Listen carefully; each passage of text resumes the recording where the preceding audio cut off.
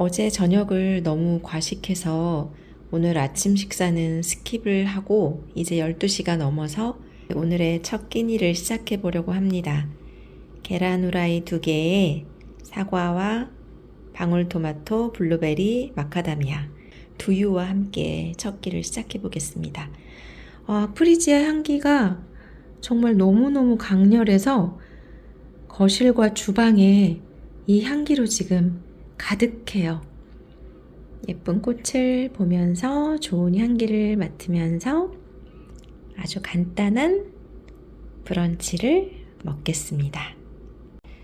얼마 전에 제가 아는 지인분께서 이 주세페 주스티 화이트 발사믹 식초를 한 병 선물 주셔서 이거를 샐러드나 요리에 뿌려서 아주 잘 먹었어요. 근데 다 먹고 나서 같은 걸 사야 하나 고민하다가 이번에 좀 더 저렴한 그리고 다른 풍미를 가진 발사믹 식초를 발견해서 어제부터 제가 먹고 있는데 정말 너무 진하고 깊은 포도의 단맛이 있는 발베로 발사믹 식초 골드를 찾게 되었어요. 2가지 종류가 있는데 저는 그 중에 골드를 선택을 했고요.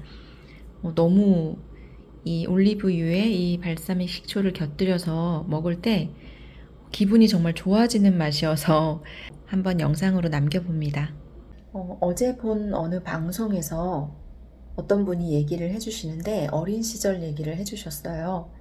그 어머니가 네가 하고 싶은 얘기를 2문장으로 나누어서 짧게 얘기해 보라고 항상 그렇게 가르쳐 주셨대요. 하고자 하는 말을 정확하게 간결하게 말하는 법을 어릴 때부터 시골에서 자란 분이신데도 그런 훈련을 엄마가 시켜주셨다고 그런 얘기를 하더라고요. 제가 어제 시온이를 데리고 함소아에 갔거든요. 잠깐 기다리는 시간에 시온이는 시온이가 읽고 싶은 책을 고르고 저는 눈길을 끄는 제목이 있어서 저도 책을 한 권 골라서 한 10분 정도 책을 읽었거든요. 사이토 다카시라는 일본 작가가 지은 제목이 1분 안에 말하라. 그래서 이분이 1분 안에 어떻게 자기가 하고 싶은 말을 할 것인지에 대해서 칭찬하는 방법, 질책하는 방법, 여러 가지 프리젠테이션까지 다 포함해서 회사나 가정이나 누군가와 말을 할 때 자기가 하고 싶은 이야기를 전달할 때 어떻게 간결하게 명확하게 할 수 있을 것인지에 대한 그런 얘기를 하셨더라고요. 좀 재밌는 얘기는 남의 시간을 빼앗지 말라는 대목이 있었어요. 현대인들이 다 바쁘게 살아가고 시간을 쪼개서 살아가니까 장황하게 주제도 없는 이야기를 늘어놓으면서 다른 사람의 시간을 빼앗지 말아라. 1분 안에도 우리는 정말 많은 이야기를 전달할 수 있다. 뉴스 앵커나 아나운서의 예를 들기도 했거든요. 근데 그 중에 어제 제가 가장 인상 깊어서 사진도 찍어 놓고 또 집에 와서 바로 실천해 본 대목이 하나 있어요. 질책하기라는 그분이 쓰신 그 챕터 중에서 아들을 꾸짖을 때 아무리 1시간, 2시간 혼내고 감정 상하게 이야기를 해봤자 아들이 전혀 알아듣지를 못하고 또 내가 교정하고자 하는 그런 행동이 바뀌지 않은 그런 상황들을 경험하셨대요. 저도 사실은 경험을 하고 있는 이야기인데 이분이 제안하신 게 주의 메모를 사용하라.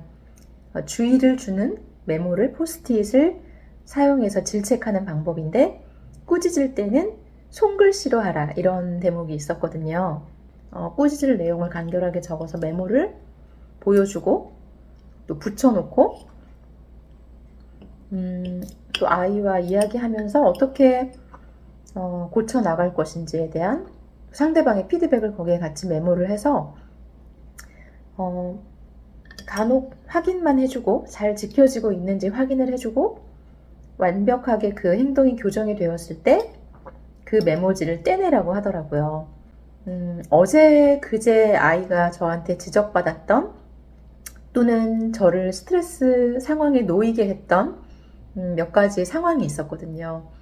근데 꼭 얘기를 하다 보면 불필요한 말까지 같이 하게 되고 아이의 감정이나 인격을 존중하지 못하는 말이 저한테서도 습관적으로 나올 때가 있어요. 그래서 제가 메모를 적어봤어요.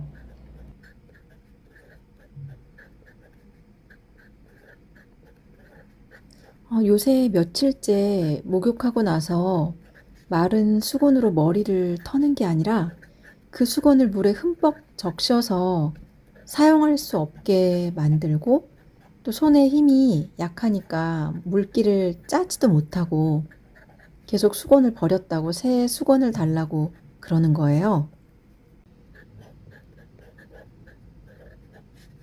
그리고 발에 열이 많고 땀이 많긴 한데 집이 아닌 곳에서 양말을 벗기도 하고 또 의자가 있으면 신발을 벗고 올라가서 눕거나 하는 경우가 너무 자주 있어서 집이 아닌 곳에서는 양말과 신발을 벗지 않고 매너를 좀 지켜줬으면 좋겠다는 그런 메모를 손글씨로 썼어요.